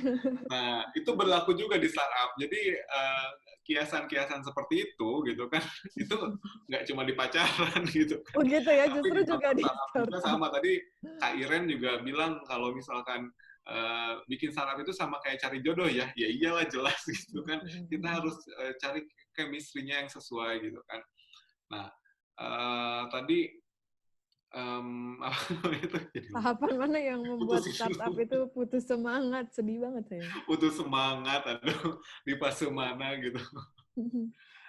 Sebenarnya di semua fase pun sama ya, kemungkinan akan pecah itu besar gitu. Tapi kalau kita ambil positifnya, di mana kita bangun startup itu tetap harus punya goals yang besar gitu di depan. Goals yang besar itu apa gitu kan? Eh, kalau kalau rata-rata sih mungkin yang ya muluk-muluk klise gitu ya, sustainable of human's life atau keberlangsungan hidup manusia lah apa kayak gitu kan. Ya itu kan klise sih sebenarnya, tapi ya goals kita adalah itu yang mempersatukan mimpi-mimpi kita biasanya gitu. Dan kalau misalkan dari awal fase mana yang bisa memecahkan ini ya, yang kritis-kritis ini ya sebenarnya di pre-startup tadi yang kritis gitu, yang diceruk tadi yang agak besar Yang gitu di kan. bawah ya, makanya tadi Di disebut sebagai bawah, lembah apa tadi itu? iya, karena di bawah ini kita harus bootstrap gitu. Bootstrap itu kan kita ngeluarin uang sendiri nih untuk melakukan riset, melakukan validasi ide, kita melakukan apapun gitu di startup. Operasional startup itu akan tetap jalan gitu kan. Sementara duitnya dari mana gitu? Kalau nggak dari diri sendiri, kita dapat pendanaan belum bisa gitu karena kita belum launching, kita belum kecuali dari angel investor, dari mama, dari papa gitu kan, dari saudara mungkin. Nah gitu. Jadi di fase-fase tadi yang sebenarnya itu konflik itu besar gitu. Idealisme mungkin tinggi tapi konfliknya besar karena aduh duit gue juga dipakai buat ini gitu kan. Ya gue juga udah segini nih. Nah, makanya komitmen daripada founders itu penting. Dari awal berapa bootstrapping yang akan dibagikan gitu kan. Misalkan saya akan store sekitar 5 juta gitu kan, dia 5 juta, dia 5 juta. Di saat nanti kekurangan uang, nanti ada komitmen Ya, founders oke. lagi gitu. Dibuatlah komitmen founders gitu. Itu yang akan tetap memperkokoh daripada startup itu sendiri dari awal. Jangan sampai jadi di saat ini gue udah ngeluarin segini nih, dia udah ngeluarin segini, dia udah ngeluarin segini, terus akhirnya pecah gara-gara masalah duit gitu. Itu kan masalah duit itu sepele, sebenarnya kecil banget Betul. gitu di startup. Tuh. Menurut Kayak- Bu Marheni gimana kira-kira? Ya, ya, ya. Saya sempat kalau boleh cerita nih, mungkin salah satu teman saya juga ada di sini gitu ya, punya punya salah satu startup dan kebetulan juga yang merupakan itu tadi keluaran dari yang 1.000 pengusaha itu, Pak. Iya. Dari Jakarta juga, terus namanya itu dijahit.id gitu ya. Jadi mereka memang sama-sama ingin Mm-mm. memberikan jasa buat orang-orang yang pengen jahit tapi nggak pernah dapat penjahit yang sesuai dengan keinginan Mm-mm. gitu. Jadi menjawab solusi buat orang-orang yang sekarang, apalagi saya nggak tahu apakah di generasi milenial juga sangat menyukai penjahit gitu ya. Kalau kita yang emak-emak ini terutama yang udah menikah tuh, jahit itu jadi sesuatu yang rutin banget, Pak. Dikit-dikit kondangan jahit, dikit-dikit acara keluarga jahit gitu ya. Jadi begitu, dan memang kalau bisa share sedikit tadi, kembali lagi memang mungkin perlu ada komitmen di awal itu ya, Pak ya. Karena ini Iya. yang satu pengen bikin PT, yang satu jangan dulu gitu kan, yang satu ini duit gue kepake Iya, buat gitu. ini gitu. Nah jadi memang ya ya benar juga sih yang dikatakan Pak Fauzan, kalau ditanya yang mana yang bikin patah semangat ya kayaknya di step apapun kalau kitanya nggak struggle gitu ya sama apa yang kita inginkan di Mm-mm. startup ini ya pasti akan pecah sih. Nah mungkin ini menarik ya Pak ya, mungkin nanti kalau masih ada kesempatan mungkin Pak Fauzan bisa cerita startupnya tadi seperti apa dan sekarang Mm. bagaimana gitu ya untuk memotivasi teman-teman yang ada di sini biar ada gambaran lebih Iya, gitu. iya. Heeh. Oke, kita lanjut ke pertanyaan selanjutnya dari Vini Aprianti. Kasih tips dan triknya dong untuk membangun startup yang baik, Wah, Caila. tadi udah. Vini baru join ya. Kayaknya ini masih butuh, Udah kan, gitu kan. mungkin lebih ke teknis gitu ya. Apa sih yang Teknis harus ya. Jadi dipersiapkan startup yang gitu. baik, sebenarnya semua startup baik sih, gitu nggak ada yang nggak baik ya, semua mimpinya sama gitu. Kita berangkat dari mimpi kok, gitu kan. Mimpi jadi wirausaha, wirausahanya pakai teknologi, jadi startup digital gitu kan. Nah, terus tipsnya apa yang baik? Ya, kalau menurut saya sih tetap fokus ya dari awal gitu. Jadi jangan kemana-mana. Jadi di saat foundersnya tadi, misalkan ada 3, hustler, hipster, dan hacker, gitu. 3 ini nggak fokus, salah satunya, wah udah pecah deh gitu kan. Terus komitmen founders dari awal gitu. Jadi founders ini maunya ngapain, store modal berapa, terus nanti kalau misalkan berapa lama durasinya, jadi semacam MOU ya, MOU, tapi ya kecil aja sih sebenarnya, belum sama notaris juga, jangan dulu lah gitu kan karena belum bisnis gede. Nah Terus nanti setelah itu baru nanti diperbaharui lagi gitu kan komitmen founders-nya gitu. Jadi tetap tetap ini ya, tetap tetap fokus, tetap konsisten gitu. Tetap kita memvalidasi dan kita boleh idealisme tapi tetap yang pertama itu adalah customer. Jadi kebutuhan customer itu apa, kita harus menyesuaikan gitu. Karena produk yang akan kita jual itu siapa? Sama customer gitu. Dan tadi saya lihat ada pertanyaan, wajib PT dulu nggak? Ini tergantung kebutuhan ya. Rata-rata orang bikin jadi rata-rata startup-startup yang kita handle itu bikin CV dulu karena CV itu nggak ribet gitu kan. Nah kalau PT itu kerugiannya nanti ditanggung oleh semua dan aset-asetnya gitu. Jadi Betul. kalau misalkan suatu waktu kita pecah dan akhirnya rugi, pilot, yang kena itu ya bahkan aset kita gitu. Aset Jangan sampai pribadi seperti juga kena gitu ya. pribadi. Kalau CV kan masih aman lah setidaknya gitu kan. Betul, betul. Gitu. Jadi dan murah kalau CV gitu kan. Dan kalau PT kalau nggak salah ada berapa minimal untuk Ada setoran minimal, modal betul. Ada awalnya. minimal Ya, dana yang harus dikumpulkan gitu ya. inisial kapitalnya ada berapa gitu kan kalau PT. Betul, betul. Ya, jadi gitu ya, Vini Aprianti. Yang pertama adalah fokus, kemudian komitmen, dan juga validasi, dan terus validasi sesuai dengan kebutuhan dari konsumennya gitu. Oke, sebelum kita beralih nih Pak ke pertanyaan selanjutnya, saya juga perlu menginformasikan buat teman-teman yang di sini yang tadi pengen mengakses materi dan juga mendapatkan e-sertifikat, saya sudah membagikan link yang harus diisi di kolom chatnya. Silakan nanti diakses dan diisi linknya untuk mendapatkan materi dan juga e-sertifikat gitu ya. Oke, selanjutnya adalah masih dari Iren. Ini kayaknya punya chemistry yang kuat nih dengan Iren Teresa nih Pak Fauzan ya. Bagaimana kita menemukan investor Pak Fauzan? Bagaimana cara menemukan investor? Kemudian apakah ada komunitas bisnis bagi investor? Wah, ini lagi kayaknya sedang mencari investor nih. Jadi investor itu sebenarnya ada klasifikasinya, gitu kan? Investor itu ada investor, ada angel investor, ada venture capital, gitu kan? Ada dan yang seri A, seri B, seri C, gitu kan? Dari mananya itu ada. Nanti di internet banyak banget, jadi silakan nanti dicari namanya apa, gitu. Kalau misalkan bisnisnya udah growth ya, jadi kalau misalkan belum growth, itu jangan berani-beraninya datang ke investor, nggak ada apa-apa. Lu masih MVP gitu ya, terus nanti yang ada apaan nih gitu kan. Kayak gitu. Jadi di saat udah growth biasanya mereka akan memberikan pendanaan karena mereka udah tahu mungkin ceruk pasarnya bagus, terus apa namanya berapa yang terjual dan sebagainya lah, itu udah bisa diprediksi di situ. Nah, lalu ada nggak komunitas bisnis gitu kan, komunitas investor, ada, jelas ada gitu kan. Di Indonesia itu ada komunitas investor atau Crazy Rich Jakartans, Crazy Rich Surabayans gitu ya. They don't need money, they don't need the power gitu kan. Money itu tinggal di gini-gini aja gitu. Jadi makanya Crazy Rich Jakarta, Surabaya, Crazy Rich Bandung gitu, coba deketin deh gitu. Nggak bercanda. Tapi emang ada komunitas investor, tapi bagaimana masuk ke mereka, biasanya kita lewat pitching gitu. Jadi kalau startup itu pitching duluan. Gitu kan, pitching. Jadi kita di inkubator, kita apa namanya itu dapat info untuk melakukan pitching misalkan di depan investor gitu ya. Ya nanti baru bisa pitching gitu. Dan ya biasanya investor itu ketemunya di situ, di pitching day tadi.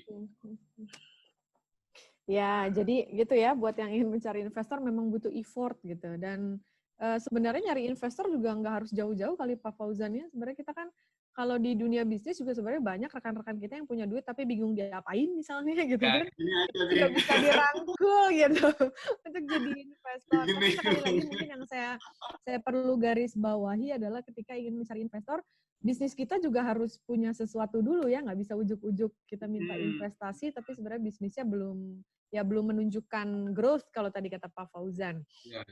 Oke, menarik sekali. Ini pertanyaannya makin banyak, jadi saya mohon maaf Nggak kalau apa-apa, misalnya ada masih nyambung. pertanyaan. Jam 12 masih lama.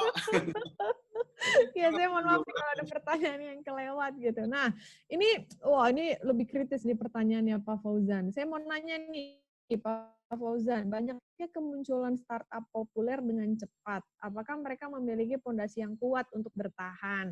Soalnya saya pernah membaca tentang promosi startup dengan cara membakar uang seperti Shopee, Tokped, Bukalapak. Apakah cara itu efektif untuk bersaing dengan startup lainnya? Nah, mungkin boleh dijawab nih, lebih Uang analisis nih, kayaknya ya. banyak duit ya, bakar duit. Ngapain uang dibakar? Coba dibelanjain, kasih Bu Marheni, nanti belanja Atau kasih gitu. kita-kita gitu ya. Hmm.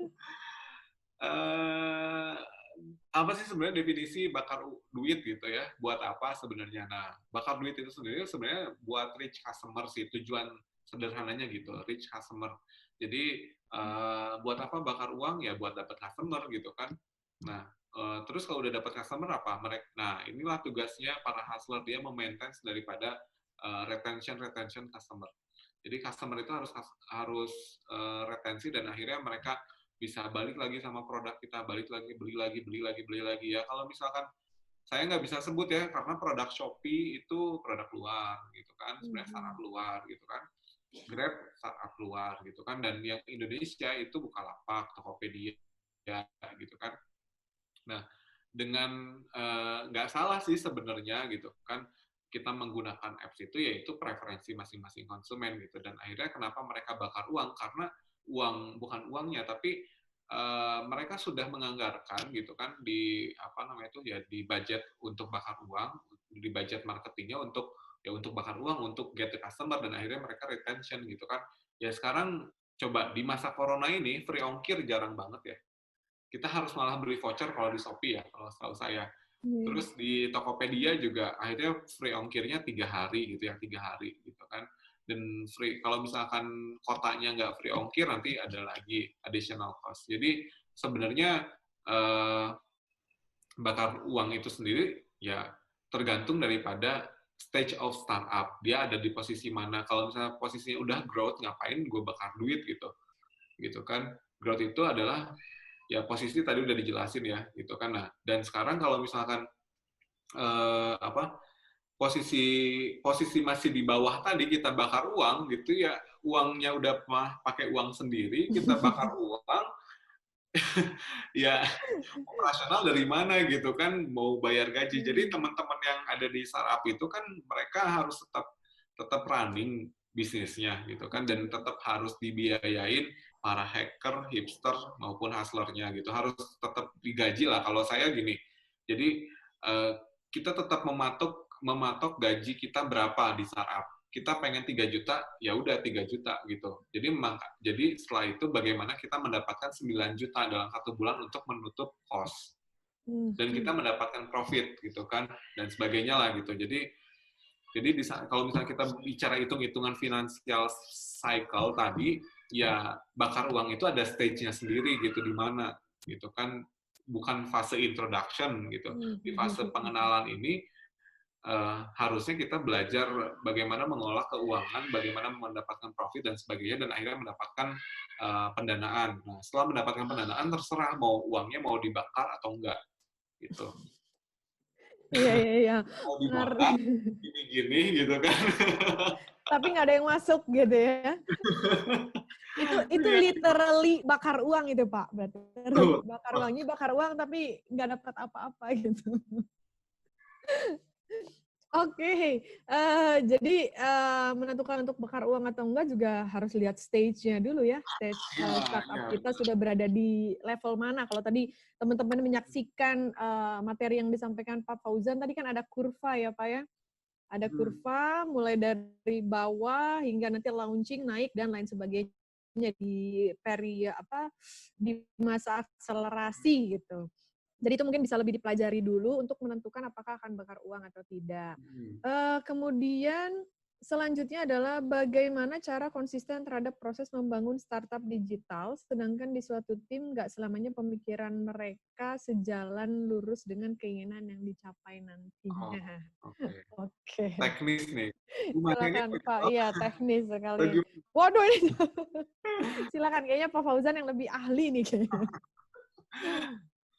Biasanya gini, kita ada seminggu sekali meeting gitu kan, ketemu, kita bikin Trello, pakai Trello gitu ya. Jadi pekerjaan-pekerjaan kita itu terpantau gitu kan, pakai teknologi-teknologi apa yang bisa kita manfaatkan lah. Terus kayak to-do list apa aja gitu kan, dan biar intinya kan pekerjaannya terpantau, kita bisa tahu nggak ada miscommunication atau gap antara masing-masing founders gitu.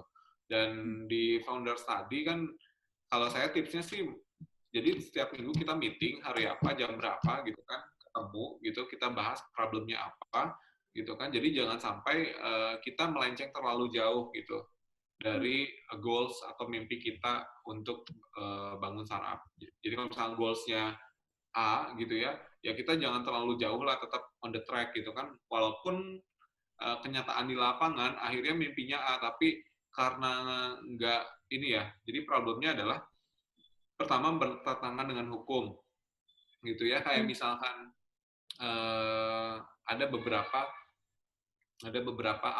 apps yang kita kembangkan dan itu bertentangan dengan hukum, nggak boleh, itu nggak sesuai dengan kode etik inilah profesi seseorang gitu kan, nggak bisa. Akhirnya ya udah, kita harus pivot lagi gitu kan, kita harus validasi ide lagi, kita nggak sesuai nih dengan kode etik kedokteran gitu kan.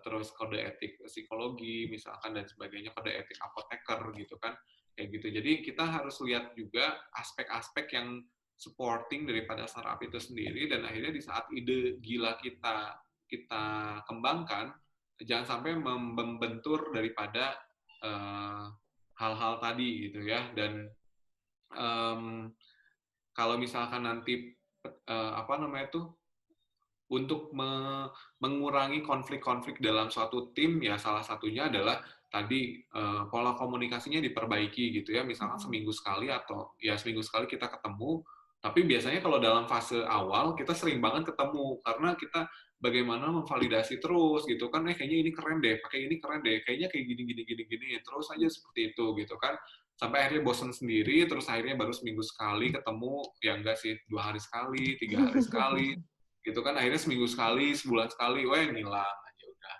kayak gitu. Jadi kalau menurut saya sih dari awal mimpinya apa, visinya apa, misinya apa, strategi harus gimana, itu tugas hustler untuk uh, buat itu gitu. Jadi nanti hustler udah buat, offering sama tim, jelasin cocok enggak gitu. Karena yang tahu visi misi strategi gitu kan orang bisnis, bener nggak Bu Iya, Marheni iya, gitu kan? betul Yang banget. programmer, gue yang taunya cuma coding gitu. Coding, bikin program gitu Pak ya. Gitu.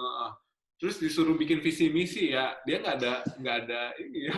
Kelimpungan dia suruh ngitung, Dia, suruh bikin coding daripada bikin visi misi. nah itu tugasnya hustler, nanti hustler offering mimpinya apa, nanti satukan bikin visi misi strategi, terus tiap minggu tetap ada komunikasi gitu ya, misalkan review atau weekly report atau apa gitu kan, bikin culture yang enjoy banget di startup gitu. Oke, gitu ya. Semoga bisa menjawab pertanyaan dari Mas Andi nih. Nah, Pak Fauzan, kalau boleh cerita sedikit nih tentang startup-nya Pak Fauzan sendiri, sebenarnya sudah sampai tahap mana nih, Pak? Nah, jadi kalau sekarang ini saya lagi cari tim baru bahkan gitu. Ini terus Wah, terang ini membuka ini ya promosi, lowongan nih. promosi karena nggak ada yang handle gitu. Jadi dulu emang sempat sempat bikin dan akhirnya udah sampai 1.000 startup itu kan. Nah, terus udah 1.000 startup. Jadi kita pecah. Ini jadi makanya kenapa saya cerita tadi tentang pecah kongsi dan sebagainya. Karena kenapa? Karena di saat udah mau apa ya namanya itu, kita coba tawarin dong gitu kan, kayak gitu, kita udah ini, kita coba tawarin sama kliennya udah ini, terus kita tawarin sama investor gitu kan. Nah di inkubator biasanya ada channel investor nih, kita coba pitching gitu. Nah atau enggak coba kita ini dulu deh, kita running bisnis. Nah kita udah running bisnis, ya oke sih gitu sejauh ini gitu kan, sejauh ini ya bukan sejauh ini, sejauh itu gitu dulu gitu udah. Oke. Terus pecahlah akhirnya karena punya idealisme masing-masing, yang satu pengen kerja, yang satu pengen ini. Oke. Kalau kita kan dosen mentor itu kan fleksibilitasnya kan Lebih tinggi ya, tinggi kita ya, bisa betul. sama waktu kita gimana gitu kan. Nah, kalau sementara kalau teman-teman profesional kan agak susah gitu untuk itu gitu. Dan akhirnya ya udah gitu, dan memang yang kita pelajari waktu pada saat jadi tim, ya komitmen founders itu penting gitu. Jangan sampai gara-gara masalah duit jadi putus pertemanan. Oh, jangan gitu. Bahaya banget. Iya, iya, jangan sampai diputusin atau memutuskan gitu ya. Setuju Oke. banget nih. Oke, Pak Fauzan boleh sounding sedikit nggak sebenarnya startup Pak Fauzan tuh di apa? Apa Di gitu? properti Startupnya dulu, apa gitu? dulu di properti, dulu bikin Oh, di apps. properti. Oke. Karena properti itu kita cuma sewa rem dan sebagainya, itu pemainnya masih sedikit gitu kan. Mm-mm. Jadi dulu database-nya juga sedikit gitu. Database-nya juga sedikit dan kayak Mami Kos kayak gitu-gitu. Kalau saya sewa-sewa sih sebenarnya. Nah, akhirnya Red Doors itu datang, OYO itu datang dengan segala bakar duit, promo, Mm-mm. matilah. Tapi akhirnya kita memvalidasi lagi, kita jualan ruang meeting, GSG, Oh, GSG ruangan apa namanya itu, kayak kan kita kayak gini loh, dulu kalau cari gedung nikah itu susah banget ya. Kita nggak ya. tahu di gedung ini, di gedung ini, di gedung ini itu dia apa sih namanya, udah terisi atau belum. Nah, kita ngumpulin database sebanyak mungkin di Bandung gitu ya, Bandung Raya, Cimahi dan sekitarnya gitu ya. Mm-mm. Dan sebenarnya gedung mana yang paling sering dan dan apa ya, bukan subscription. Jadi kita nanti akan kelola untuk sewa gedung sampai dengan ya mereka tahu beres lah intinya kayak gitu. Dan itu pakai Oke. pakai website sih gitu. Cuma karena ya tadi gitu kan idealismenya masing-masing beda. Kalau saya sih Benar. masih on fire ya di umur segini Iya, iya, iya, iya. untuk bangun startup. Jadi ya jadi saya butuh tim lah. Jadi buat teman-teman di sini kalau ada yang mau networking kita kasih waktu berapa 15 menit gitu ya. Siapa hacker, siapa hustler, siapa hipster gitu ya. Mangga silahkan Oh gitu. gitu. Saya Baik, lagi baik. cari ini, saya punya ide gitu ya. Dan kita implementasikan bareng-bareng, kita menjadi solusi untuk Indonesia. Oh, luar biasa. Baik, jadi ini tidak hanya apa sharing tentang startupnya, tapi juga membuka peluang gitu ya buat teman-teman yang tadi ingin bergabung gitu ya. Siapa tahu justru dengan networking baru jadi lebih sukses startupnya ya. Benar-benar. Oke, selanjutnya ini ada pertanyaan dari Mas Iwan Kurniawan. Kira-kira ide apa yang bisa kita bangun startup di sektor pangan? Nah, Pangan, mungkin Pak pangan Fauzan ini juga punya. banyak sebenarnya. Pangan ini Oke, lagi rame sekarang-sekarang nih. oke. Rame. Ada teman saya depot pangan, terus ada lagi banyak lah. Jadi pangan ini dia ada juga yang main di AI-nya. Jadi gini, penyiraman tanaman dengan sistem robotik itu ada lagi. Hmm. Penyiraman, jadi kita nggak usah nyiram lagi tanaman ataupun tumbuhan gitu ya, tanaman-tanaman produktif misalkan kayak palawija atau apapun itu udah pakai robotik. Jadi ada lagi yang mengembangkan itu. Jadi sebenarnya mau apa dulu gitu. Kita bikin apps tujuannya memudahkan manusia itu ngapain gitu kan. Terus kita mau menyelesaikan satu permasalahan di desa misalkan, tapi desanya belum butuh gitu. Ya itu kan kayak kayak ya buat apa juga kita bikin suatu startup gitu. Dan eh, kalau yang pangan ini ya rata-rata itu mungkin Burma ini juga sering pakai ya. Jadi kayak pesennya langsung dari farmernya gitu kan, dari Oh, petani ya. gitu kan. Kayak gitu. Jadi dia nggak lewat pasar tapi langsung dari petani, hanya langsung di wrapping dari kebun, di wrapping sama petani, langsung masuk ke dijual di apps, udah langsung kita terima gitu kan. Ya mostly sekarang lagi rame gitu, makanya saya bilang gitu. Oke, Tapi ke jadi depan mungkin ada ini kedepannya sih banyak teknologi yang dikembangkan untuk apa namanya itu,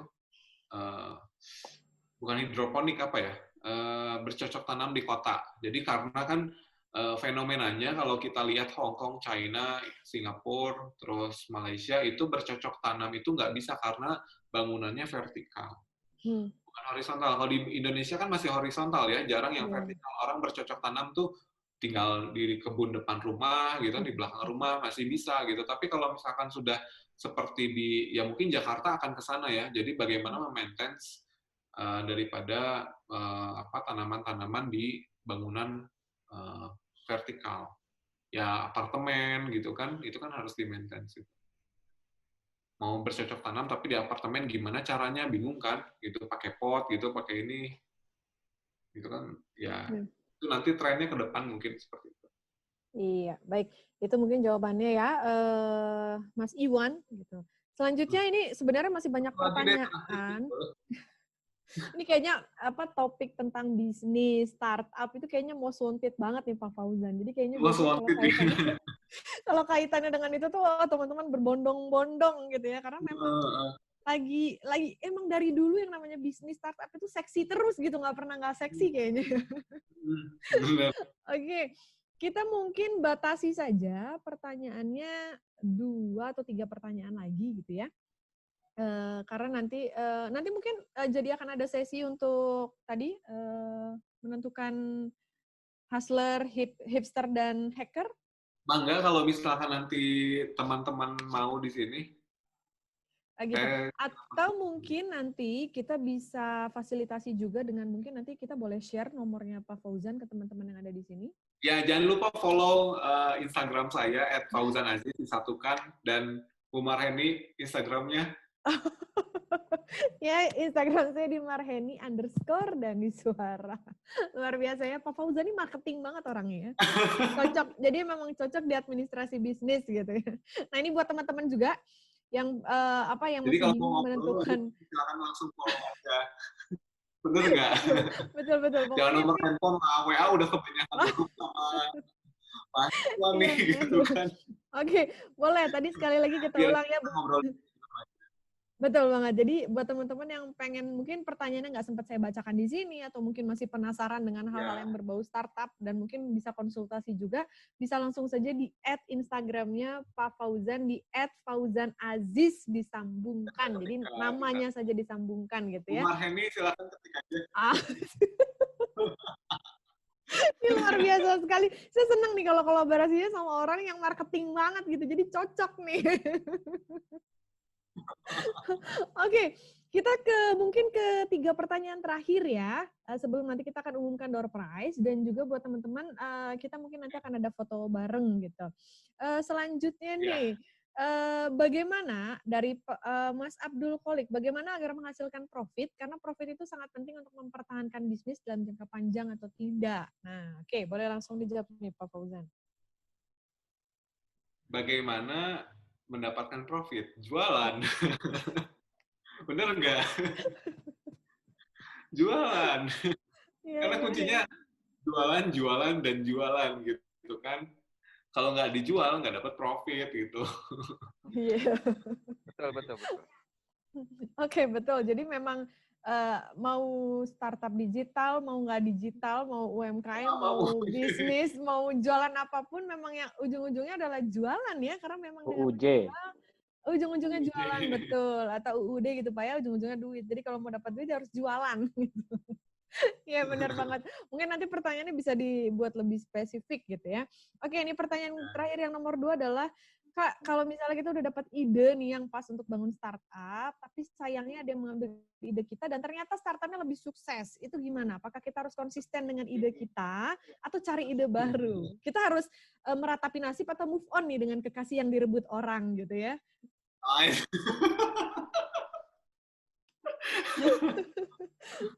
Nah, kalau gitu Bu Marheni aja deh yang jawab, kayaknya experience.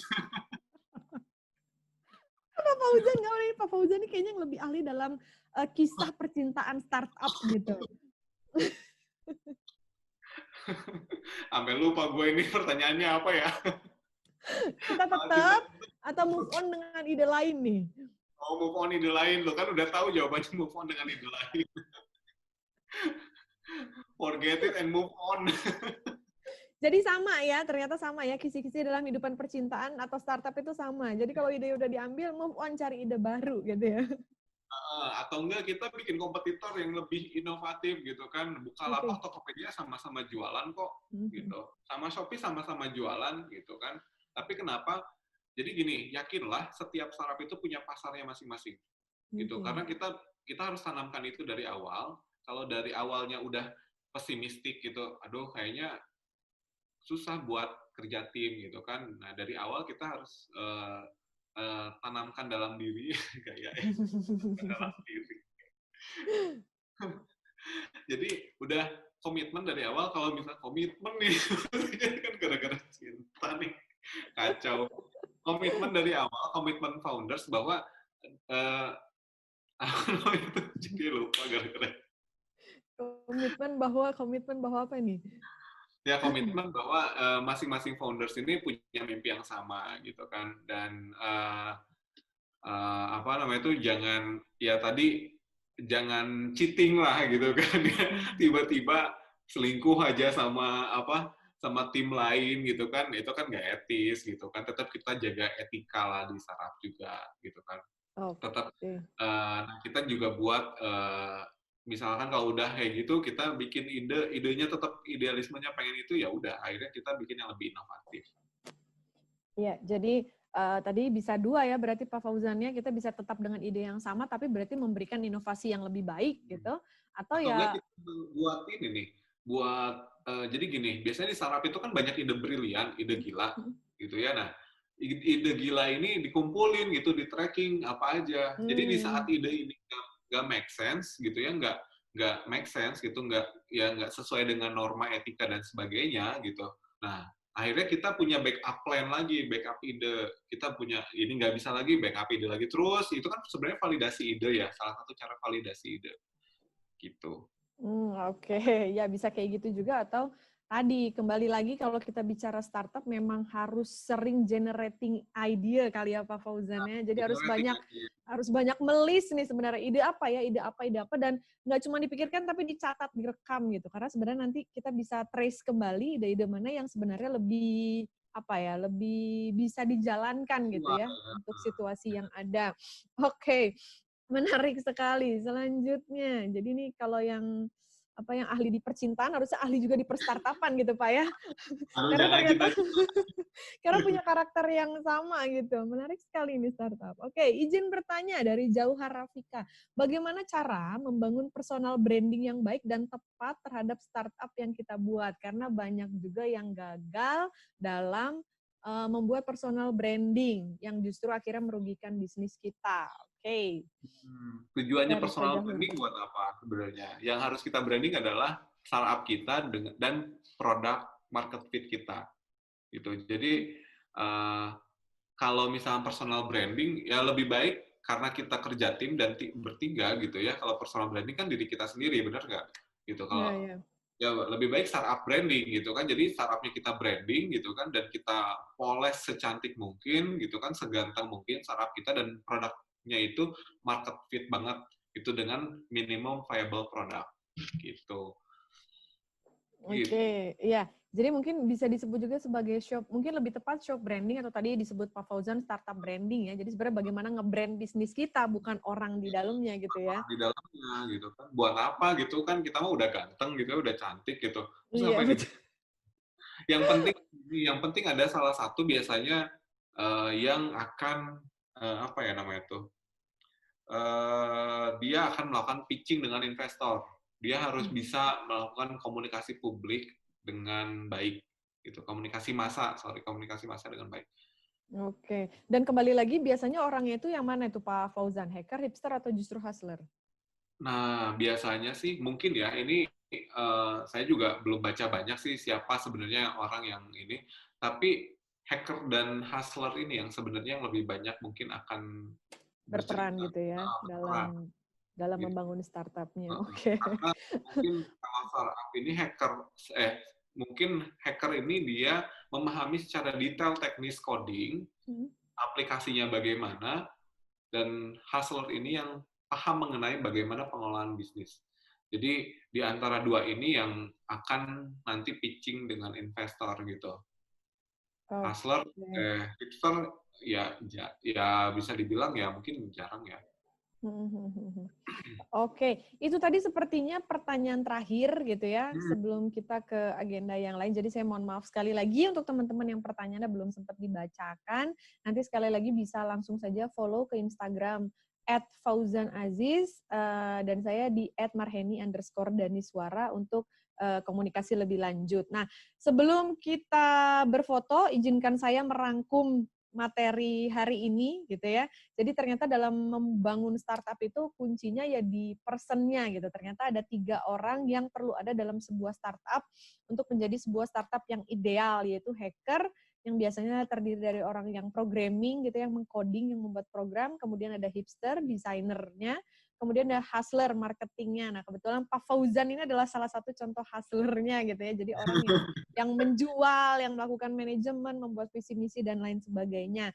Dan penting sekali dalam membangun fokus dan juga komitmen dari ketiga orang tersebut supaya startupnya ya nggak cuma sekedar ide tapi bisa jalan dan ujung-ujungnya justru bisa dalam tahap akselerasi, yaitu tadi bisa monetizing atau justru menghasilkan uang gitu ya Pak Fauzan.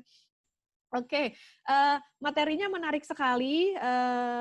Sebelum saya tutup acara, mungkin kita bisa berfoto bersama dulu. Mohon kepada peserta yang ada di sini bisa dihidupkan dulu videonya agar kita abadikan bersama-sama kegiatan kita yang sangat bermanfaat hari ini. Buat bapak-bapak bisa langsung klik videonya muncul. Buat ibu-ibu cepat pakai mukena yang pakai jilbab, klik di videonya supaya juga bisa muncul gitu ya.